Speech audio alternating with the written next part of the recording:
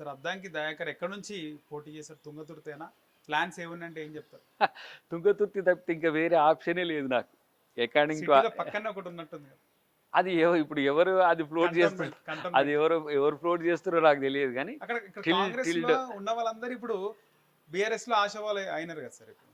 ఇప్పుడు తుంగతుర్తి నుంచి అద్దంకి దయాకర్ మారాల్సిన అవసరం అసలు రాదు. ఎందుకంటే ఈ ఒక్కొక్కరు సిటీకి 40,000 దగ్గరగా ఉంది. 40,000 50,000 ఓట్లతో పోతే తుంగతుర్తి ప్రజలు నన్ను గెలిపిస్తుండ్రు. ఈ ముక్క ఆయన నన్ను ఓడగొట్టిండు. కానీ ఇప్పుడు ప్రజల్లో నేను రావాలని కోరిక ప్రస్ఫుటమవుతున్న వేళ ఇది. సో ఇంకా నా సర్వేల్లో నా దరిదాపులో కూడా ఎమ్మెల్యే కంటెస్టెడ్ ఏ పార్టీ నుంచి లేరు. ఓకే. అది నాకున్న సమాచారం. ఆఫ్ కోర్స్ అది నా వ్యక్తిగత సమాచారం అనుకోవచ్చు. కానీ అక్కడ తుంగతుర్తి నాకు సంబంధించి నేను లోకల్గా కూడా ఉంటా కాబట్టి, అది లోకల్ మీన్స్ నేను తుంగతుర్తిని కాబట్టి ఇంకా ఎక్కువ నా మీద కోపం ప్రేమ ఉంటుంది. అక్కడికి రావాలని ఉంటుంది. అన్నిటికంటే ముఖ్యంగా చాలామంది ప్రయత్నం చేస్తారు, చేయాలి. నాకంటే మంచి క్యాండిడేట్ వస్తారేమో చూద్దాం.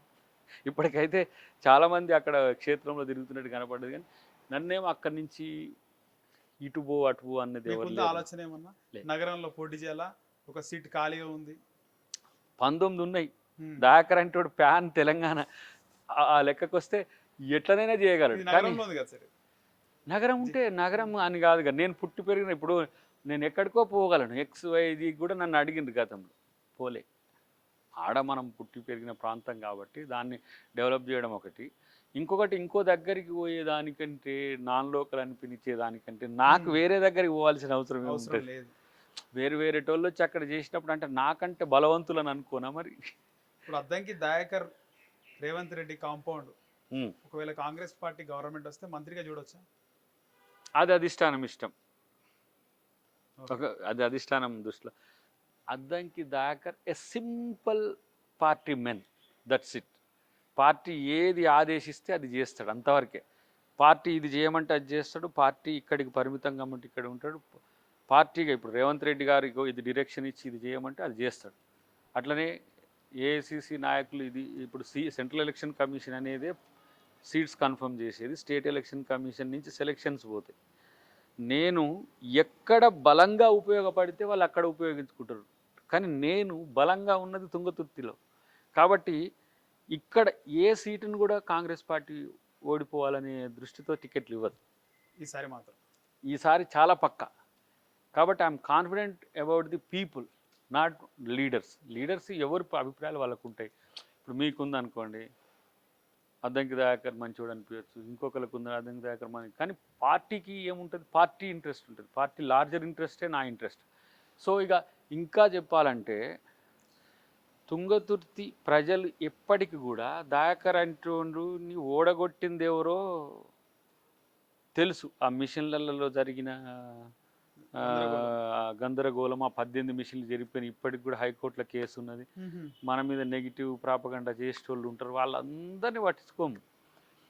ఆడ గెలిపిస్తే ఓడించింది ఓన్లీ అక్కడ ఉన్న అధికార పక్షమే.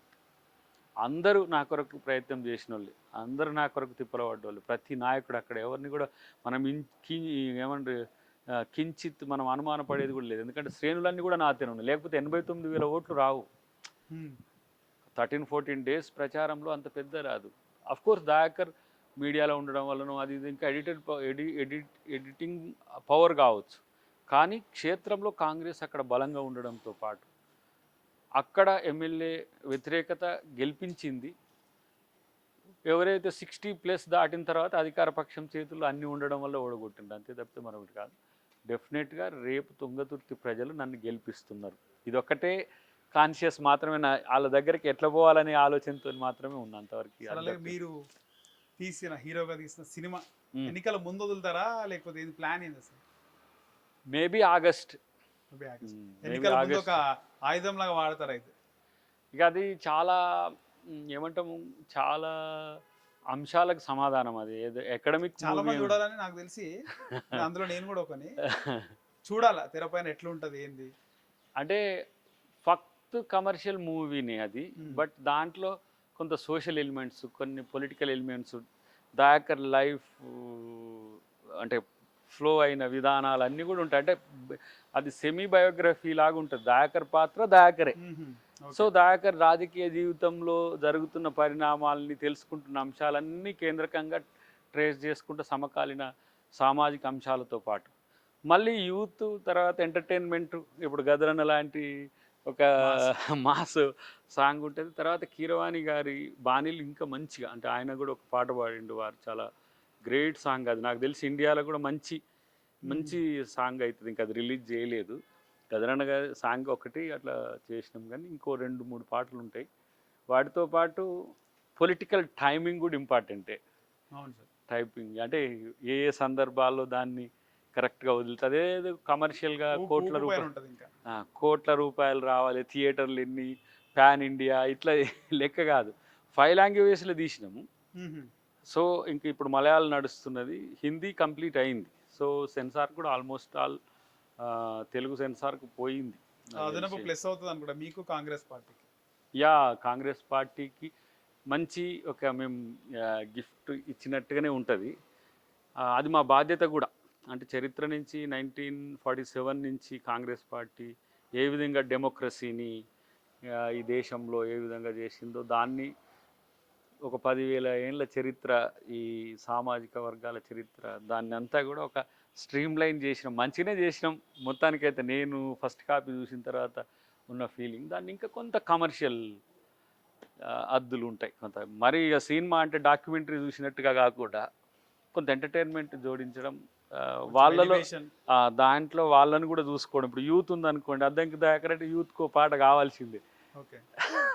అట్లాంటి ఒక పాట పెట్టాలి. సినిమాటిక్గా ఉంటుంది, డ్రామా తక్కువ, రియలిస్టిక్గానే ఎక్కువ ఉంటుంది. రియల్ లైఫ్ చాలా దగ్గర ఉంటుంది.